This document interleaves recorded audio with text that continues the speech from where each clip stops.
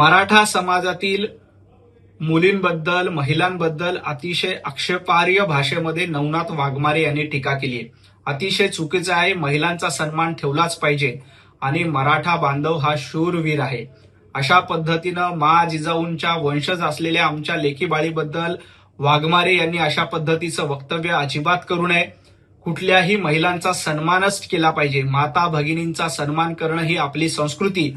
परंतु दुर्दैवानं नवनाथ वाघमारे यांच्यासारखी काही लोक महिलांबद्दल अपमानजनक शब्द वापरतात. ते अतिशय चुकीचं आहे. त्याचं कुणीही समर्थन करत नाही.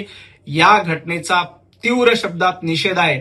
कुठल्याही समाजाच्या नेत्यांनी महिलांबद्दल अपशब्द वापरू नयेत. मराठा समाजातील मुलींबद्दल, महिलांबद्दल अतिशय आक्षेपार्ह भाषेमध्ये नवनाथ वाघमारे यांनी टीका केली आहे.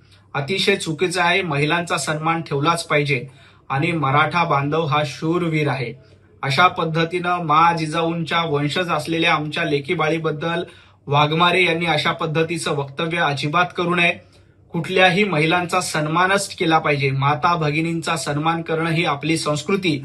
परंतु दुर्दैवानं नवनाथ वाघमारे यांच्यासारखी काही लोक महिलांबद्दल अपमानजनक शब्द वापरतात. ते अतिशय चुकीचं आहे. त्याचं कुणीही समर्थन करत नाही.